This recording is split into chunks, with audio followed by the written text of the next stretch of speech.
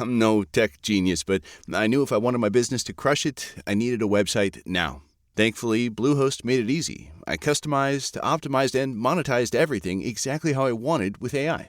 In minutes, my site was up. I couldn't believe it. The search engine tools even helped me get more site visitors. Whatever your passion project is, you can set it up with Bluehost. With their 30-day money-back guarantee, what do you got to lose? Head to Bluehost.com. That's BLUEHOST.com to start now. On today's Charlie Show, we're going to talk about the fall of Jussie Smollett and how his reported hate crime turned into a hoax crime. That and a whole lot more right here on today's Charlie Show, the fastest 30 minutes in crime talk.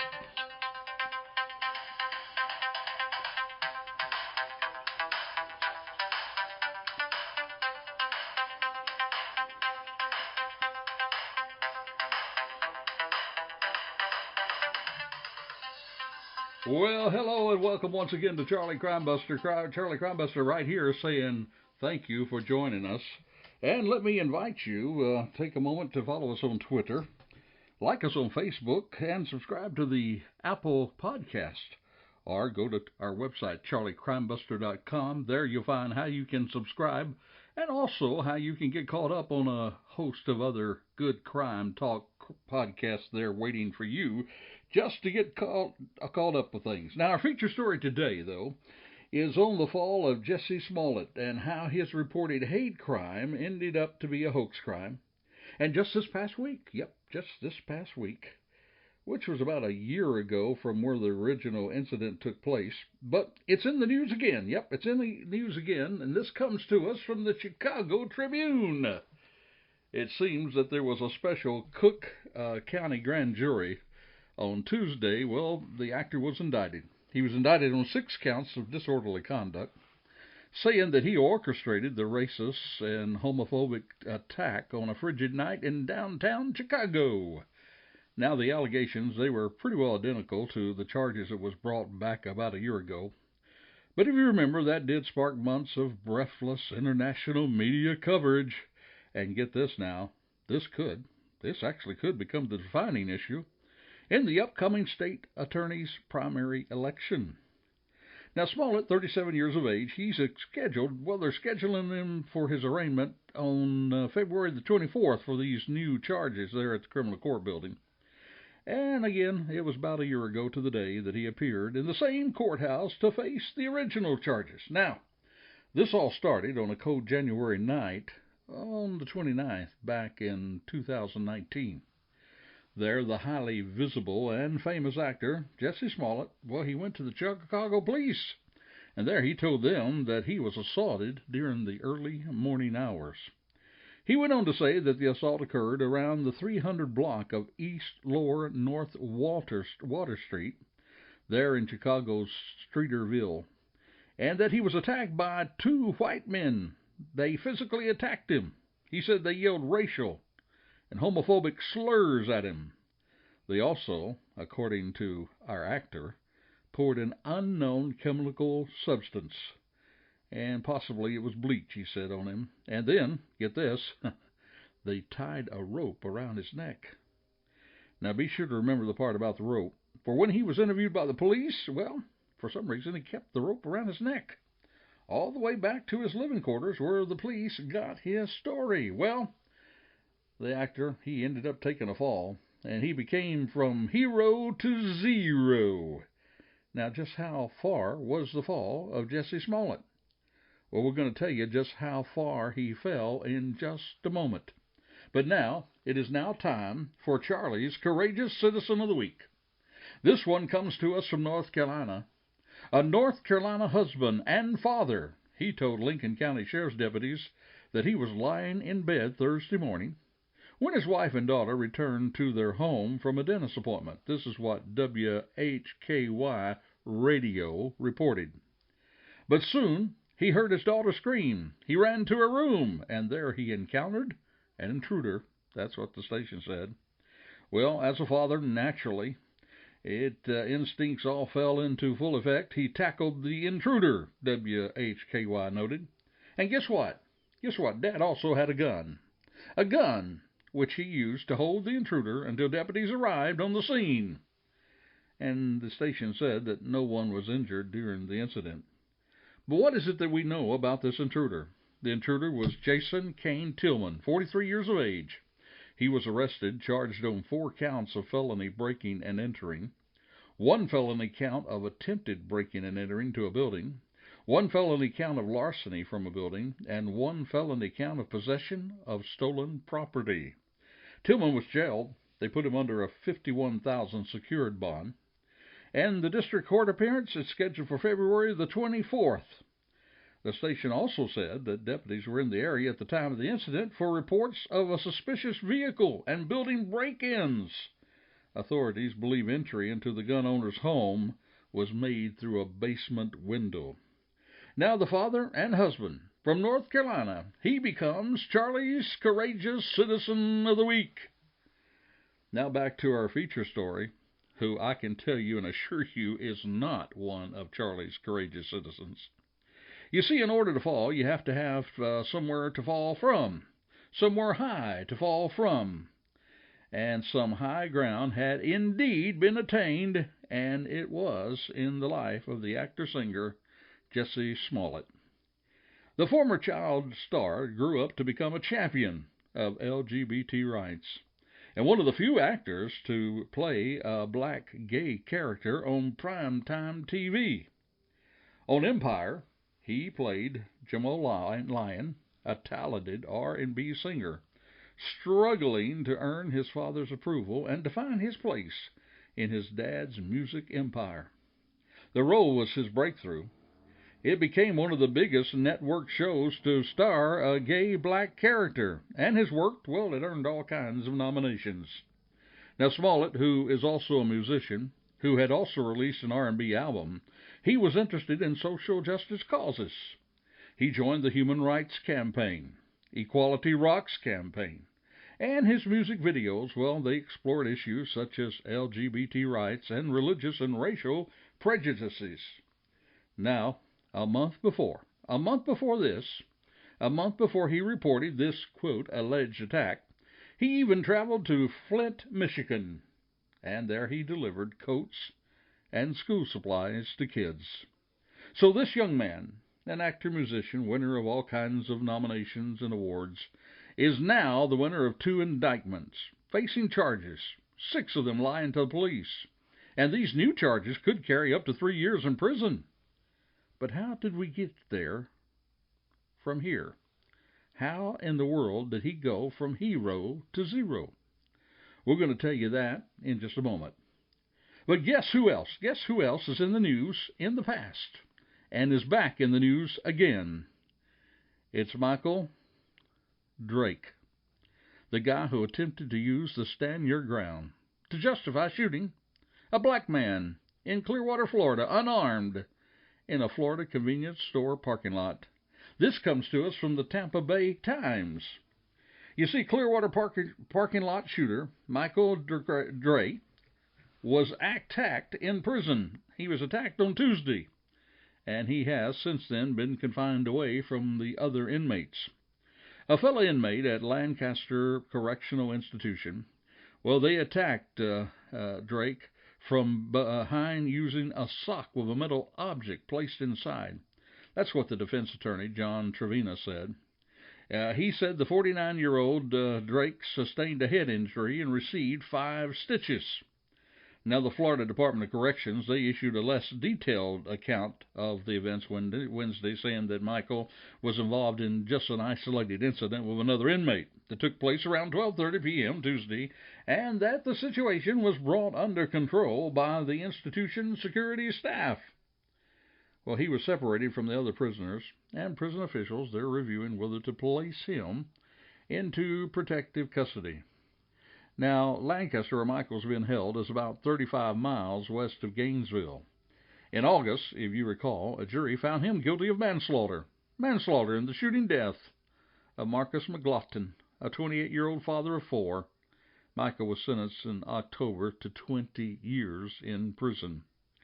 Now, the July 19, 2018 shooting at a convenience store near Clearwater, well, it sparked a widespread debate over self-defense and race. The Pinellas sheriff initially declined to arrest Michael, But he did turn it over to the prosecutor because of this situation and of the stand your ground law. The sheriff said that his actions could be protected by Florida's controversial stand your ground law. But in defense of the sheriff over in Pinellas, he did investigate it. He investigated it fully. He turned all the evidence over to the prosecutor. And remember that the guy he shot was black, unarmed, and his death did cause all kinds of racial tensions. Now, about 3 weeks after the shooting, the Pinellas Pasco State Attorney's officer, well, he charged Drake with manslaughter. He went to trial in August 2019, and there a 6-person jury found him guilty. All this to say, if you are a concealed weapon holder and carry a gun, you better understand the law. You need to know exactly what stand your ground means. And for more information, I would encourage you, go to charliecrimebuster.com, find that podcast on Stand Your Ground to better understand that law. But now, speaking of laws, we now have an actor, Jussie Smollett, who attempted to use the law to his advantage. But to understand that, we will have to go back to the beginning.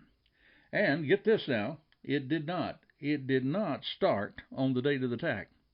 It actually all started with a letter. On January the 22nd, 2019, a letter arrived at the Chicago studio of Smollett's employer. It was addressed to Smollett, and it actually depicted a stick figure hanging from a tree with a gun pointing toward it. It read, "Smollett, Jussie, you will die," and MAGA, M-A-G-A, and contained a white powder, what was later determined to be Tylenol. Now keep this in mind as we later get to the motive for Smollett's actions. But next, this comes. You see, Smollett told police on January the 29th, 2019, in the early mornings of that day, that he was attacked by 2 people that he described as white men. They were yelling out racial, homophobic slurs. They poured an unknown chemical substance on him. They began to beat him about the face with their hands, used their hands, feet, and teeth as weapons in the assault. Now, according to a statement that was released by the Chicago Police Department, well, the 2 suspects then poured an unknown liquid on him, put a noose around his neck. And now Smollett said he fought them off. He was treated, Smollett, at a Northwestern Memorial Hospital. He was not seriously injured. He was actually released in good condition later that morning. The police were called after 2:30 a.m., and when they arrived at 2:40 a.m., Smollett still had that white rope around his neck. He said the attack may have been motivated by his criticism of the Trump administration, and that he believed that the alleged assault was linked to the threatening letter that was sent to him earlier that month. Now, Chicago police are all over this. After all, it is a high-profile case. And immediately, public support poured out for the charismatic actor. In fact, Empire creator Lee Daniels posted an emotional video on Instagram saying, "Hold your head up, Jussie, I'm with you." His Empire co-stars, including Grace Byers and Naomi Campbell, also show support. Byers says this despicable act only shamefully reveals how deeply the disease of hatred, inequality, racism, discrimination continue to course through our country's veins. Comedian Steve Harvey, he said this is about coming to the aid of another brother that tasted the brutality of hatred and racism. And Democratic senators and presidential candidates Kamala Harris, Cory Booker, they both described the attack as an attempted modern-day lynching. In fact, Booker urged Congress to pass a federal anti-lynching bill, co-sponsored by both him and Harris. Even President Trump, when he was asked about Smollett being attacked, he said, "I think it's horrible. It doesn't get worse." So the hunt is on. The hunt is on for these alleged perpetrators of hate and racism. And our actor-singer now is in high esteem.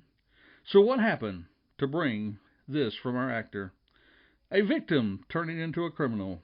What happened? What happened to cause all that? But wait a minute. What is that I hear?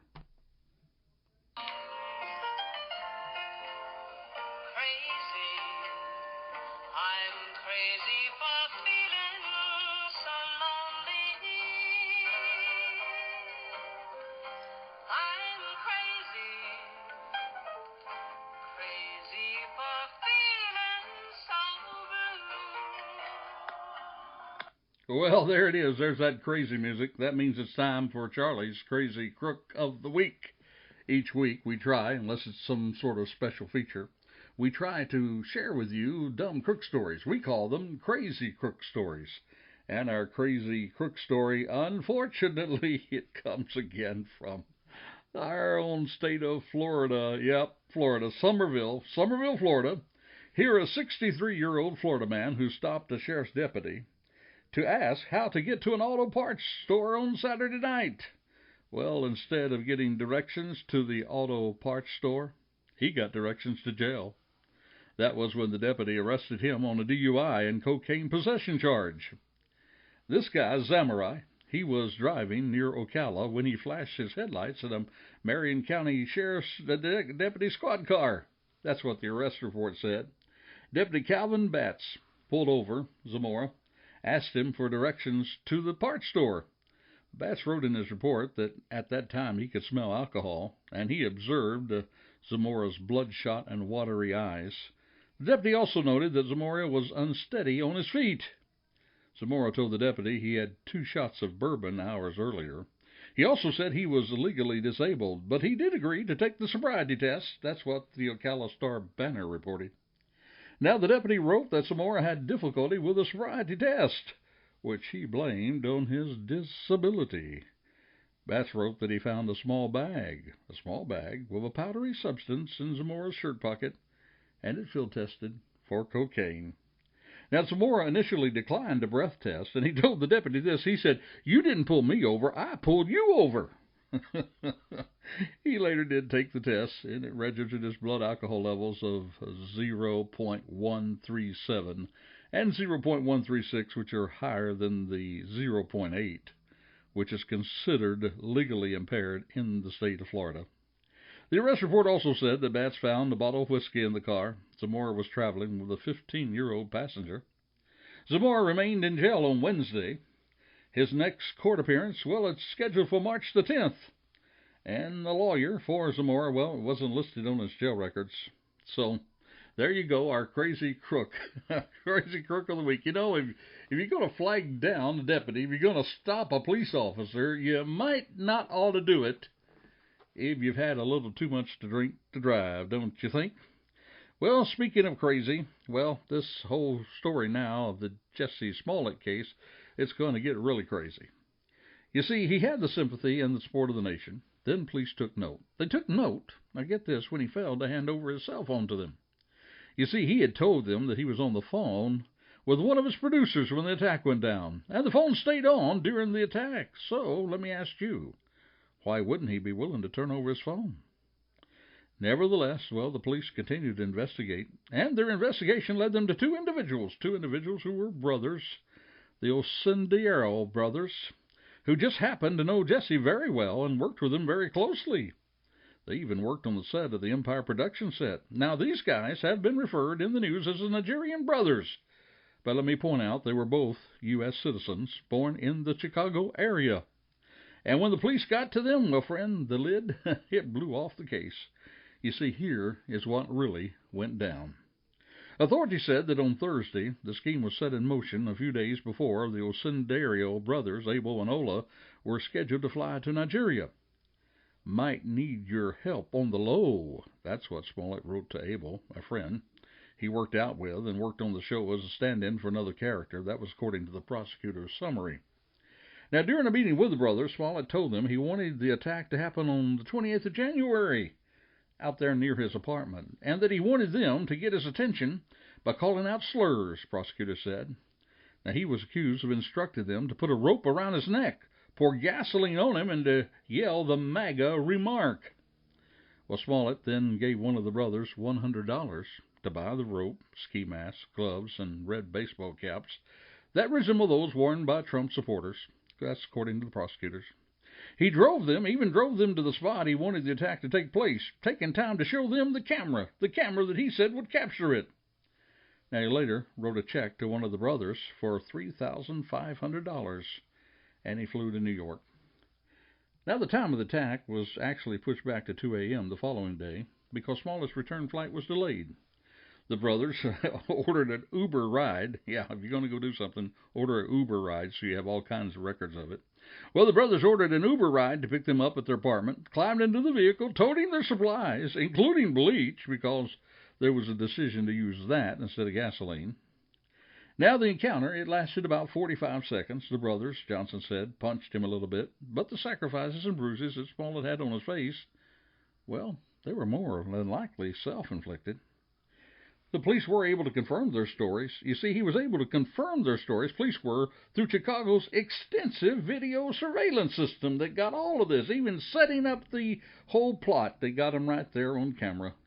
Now, as you can imagine, police are not too happy about this victim, who's now turned criminal. For a recap, on February 13th, the police raided the home of the two Nigerian-American brothers who had worked with Smollett as extras on the set of the television show.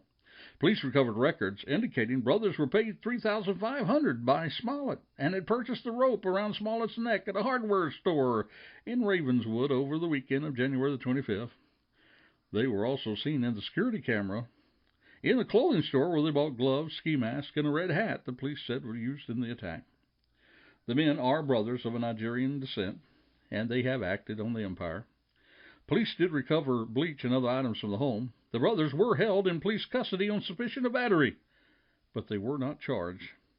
And according to the brothers' attorney, they knew Smollett from working on the show and also had spent time with him at a gym. There was even a report that he had helped the actor score drugs. Well, the two men were released on February the 15th without being charged with a crime. And the spokesman for the police department said that their release was due to new evidence from the interrogations. Now, the Chicago Police Department later told ABC News police are investigating whether the two individuals committed the attack or whether the attack happened at all. On February the 16th, two unnamed Chicago police sources, they informed CNN that Chicago police had discovered evidence indicating that Smollett had paid the brothers $3,500 to stage the attack. Get this.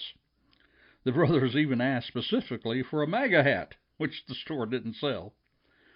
Chicago police reached out to Smollett's attorney for additional questions. Then the FBI began investigating whether Smollett was involved in the threatening letter that was sent to him a week before the incident. Police reported that the letter was part of the hoax crime as well. On March the 8th, Smollett was indicted on 16 felony accounts of false report of offense related to the incident. On March the 14th, 2019, Smollett and his legal team, well, they entered a not guilty plea at the criminal court building in Chicago. On March the 26th, less than a month later, all charges filed against Smollett was dropped, with Judge Stephen Watkins ordering the public court files sealed. Now, the first assistant state's attorney, Joseph Maggots, he said that the office reached a deal with Smollett's defense team, in which prosecutors, get this, the same one who worked for the state attorney, well, they dropped the charges upon Smollett, performing 16 hours, pretty good if it was 16 hours of community service, and forfeiting a $10,000 bond. Now, March 2019, the FBI was continuing to investigate the circumstances around the case. Now, if you think that's over, well, think again, because here's what happened.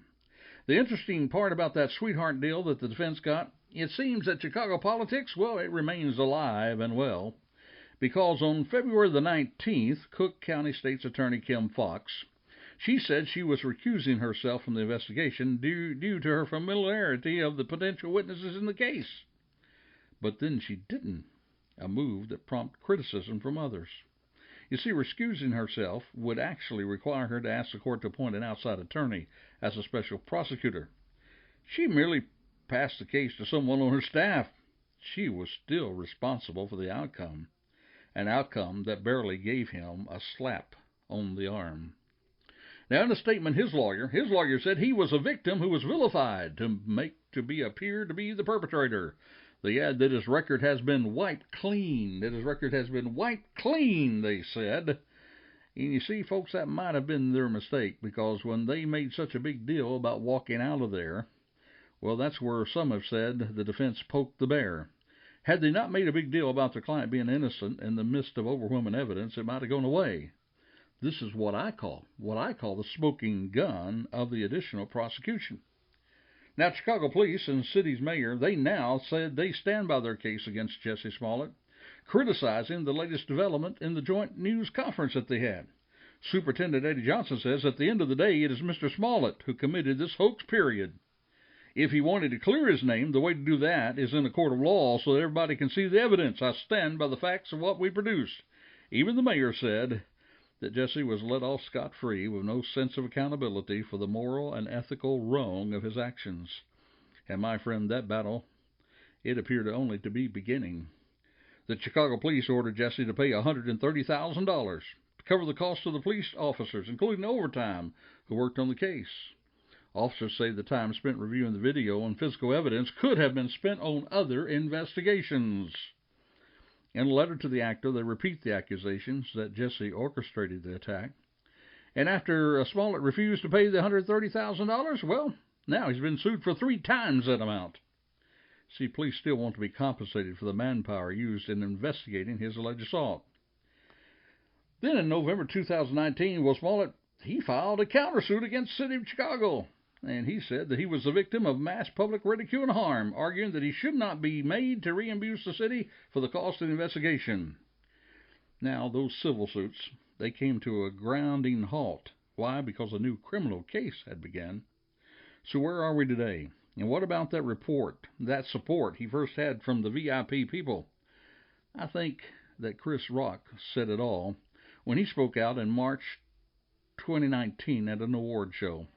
He spoke out on the Jussie Smollett case on Saturday night, publicly asking the Empire actor, "What were you thinking?" You see, Rock took verbal jabs at Smollett during the 50th NAACP Image Awards. That was before presenting the Outstanding Comedy Series trophy to ABC series Blackish. They said, "No Jussie Smollett jokes," Rock said from the stage. "Yeah, I know.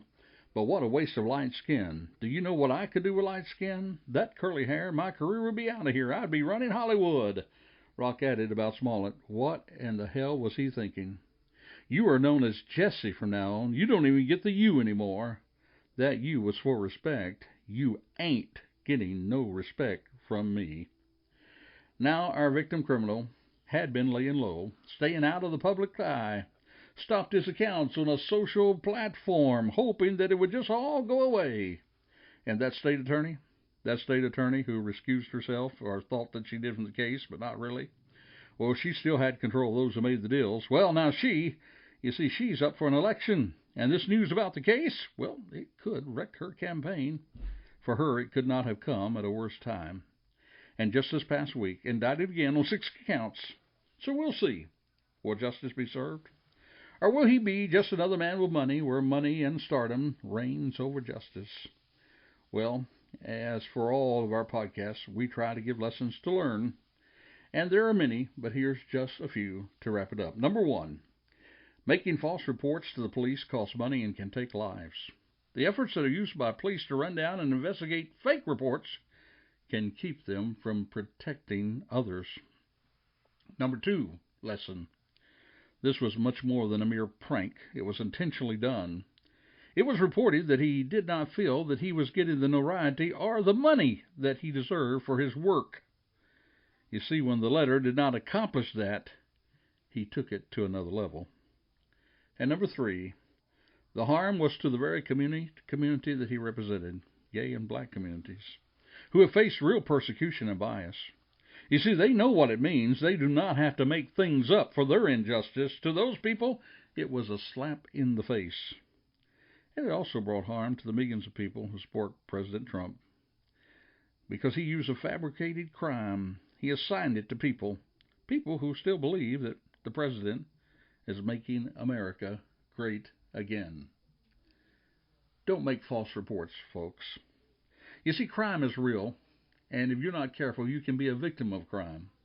And now every victim that comes to the microphone in Chicago, or comes before the press in Chicago, or even comes to a police station in Chicago, you can't help but wonder, are they telling the truth about it? Or are they just like Jussie, trying to make something up? He made it worse for all victims. He made it worse for all cops. He just made things plain worse. This is Charlie Crimebuster, and this has been a Charlie Crimebuster podcast on Jussie Smollett. From hero to zero. How did he get there? We appreciate hearing from you, and we hope you'll drop by our website, charliecrimebuster.com. We have some all kinds of safety tips there. Go to the resource area and find the best safety tips of 2019. Until this time next time, Charlie here saying, be safe, be alert. For the life you save, it may very well be your own.